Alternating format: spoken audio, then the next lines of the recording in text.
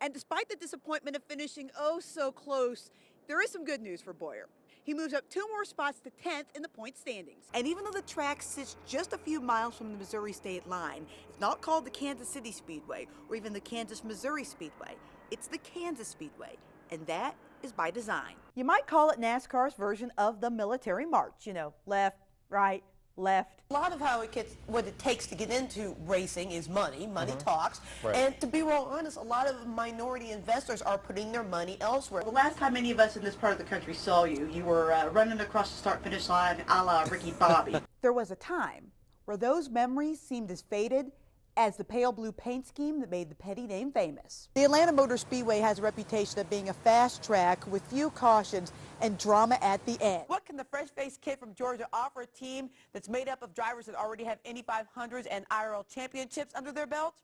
From Emporia, Kansas, Clint Boyer. It's a journey that started when Clint Boyer was just a kid, racing motocross on dirt tracks across Kansas. To look back and to see how it all unfolded, it really is unbelievable. Unbelievable, because while he was growing up, Boyer was just your average kid, but with a love of racing that was hard to ignore. You don't see a lot of kids that are that focused on doing a singular thing like that, and it was obvious that Clint, from an early age, was very focused on racing. Besides that, his teachers here at Emporia High School say Boyer was just another face in the crowd. He's just like every other freshman out here, you know, kind of green and just kind of feeling his way around Emporia High School at that time. He wasn't involved in a lot of activities in high school, but he was heavily involved in racing at that time, so you knew he was really focused on wanting that to be his career. And as Boyer made the transition from 2 wheels to 4, his competitors say it also became obvious he was pretty talented. Clint was above and beyond. He could come from the back of the pack and do things with cars that none of us could. Jeff Miles is an instructor at the Richard Petty Driving Experience, and he's a racer himself. He watches Boyer develop his skills on the Kansas dirt. Got to see Clint come from his first year to his several years of winning the championships. Everybody at the track knew that he was going to make something out of himself in racing. Boyer's big break would come while he was working here at John North Ford in Emporia, when one day he got a phone call that was almost too good to be true. He thought somebody was playing a prank on him, so he almost didn't take the call. My cell phone rings and it's some lady asking if I'll take a phone call from Richard Childress. That's right. On the phone was Richard Childress, the owner of one of the most successful teams in NASCAR history. Still, Boyer wasn't quite convinced. In Kansas, we don't have secretaries that ask if you'll take a phone call from everybody, so immediately that was off. I was like, yeah, right, you know, who is this lady? This is, you know, and I'm looking around the whole time trying to figure out which one of them is laughing, you know, behind a toolbox, and nobody's laughing. That's because it wasn't a practical joke. It was, in fact, a call from one of the top teams in NASCAR, and Childress wanted this Kansas kid to drive for him. If Richard gets on the phone, I recognize his voice right off the bat. I was like, oh my God. It's just an unbelievable feeling, unbelievable event, you know, that really did change my life forever. Since then, Boyer has ascended to the top of the racing world and moved away from Kansas, but he's still close to his hometown roots. In March, he broke ground on a new community building in Emporia, just one of the many projects the NASCAR star has spearheaded in his hometown. Just as important as what he's done on the track is the things that he's done here for the community. I mean, he's created a foundation.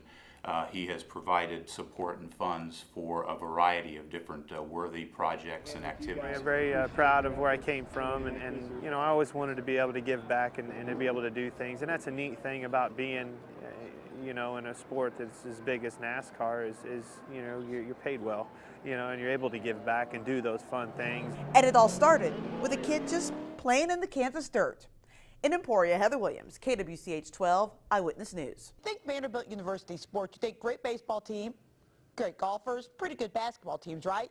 But I bet you never thought Vanderbilt and NASCAR. That is before Travis Geisler.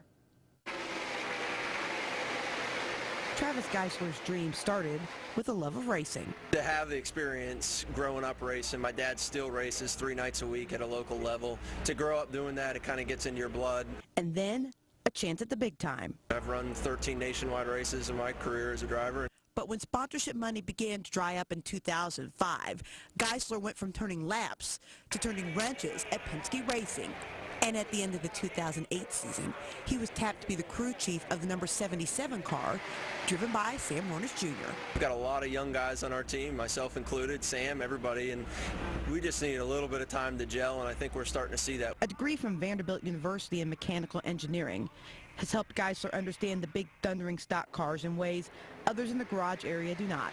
You kind of understand more of the specifics of what goes on here. And his experience on the track is helping his driver Sam Hornish Jr. understand the difference between Indy cars and NASCAR. Travis has a lot of the same experiences with running a lot of these tracks that I've ran. As he's transitioning from IRL to NASCAR world and how he speaks, I think I might be able to help that along. While Geisler has the advantage of being both a former driver and an engineer, he has the disadvantage of being one of the youngest crew chiefs in the garage area. There's that little bit of learning and getting to the point where you feel comfortable making those decisions, and seeing how he's matured as a crew chief has been great. So far, the results have been mixed for Geisler and the number 77 team. They are currently 29th in the point standings. With its location just down the road from the Motor City, it obviously would mean a lot for the big three automakers to win at the Michigan International Speedway. But lately, MIS has belonged to Toyota. The Japanese automaker winners in 3 of the last 4 races at Michigan. Greg Biffle starting on the pole with his Ford Racing teammate Matt Kenseth to his outside, both looking to put Ford in victory lane for the first time since 2008. The last Ford to do it was Carl Edwards, but today would not be the 99's day. Engine troubles would put Edwards behind the wall. He would never be a factor. A few weeks ago, Edwards was leading the points. He left Michigan in 4th. Ouch. Biffle had a good car. He led the most laps, but on lap 99, he gets passed by Kyle Busch. And once back in traffic, the 16 just sort of disappeared. Biffle would finish the day in 20th. Denny Hamlin won this race back in June, but with 79 laps to go, trouble. He slaps the outside wall. Hamlin finished 35th and is now just barely clinging on to that final chase wild card. His teammate, though, could clinch a spot in the chase with a victory, and Kyle was out front with 4 laps to go when his brother Kurt hits the outside wall, bringing out the caution and setting up a green-white checkered finish. With Jimmy Johnson next to him and a red-hot Brad Keselowski behind him, Rowdy Busch holds off all challengers, picking up the victory and clinching his place in the NASCAR postseason by virtue of his 4 wins this season. And although he's the first in, Busch says the competition to unseat Johnson as champ will be tough. Certainly, I'd like to give ourselves a lot of credit that we can do that, and that we have the ability to do that. So, I feel like it's anybody's game right now still.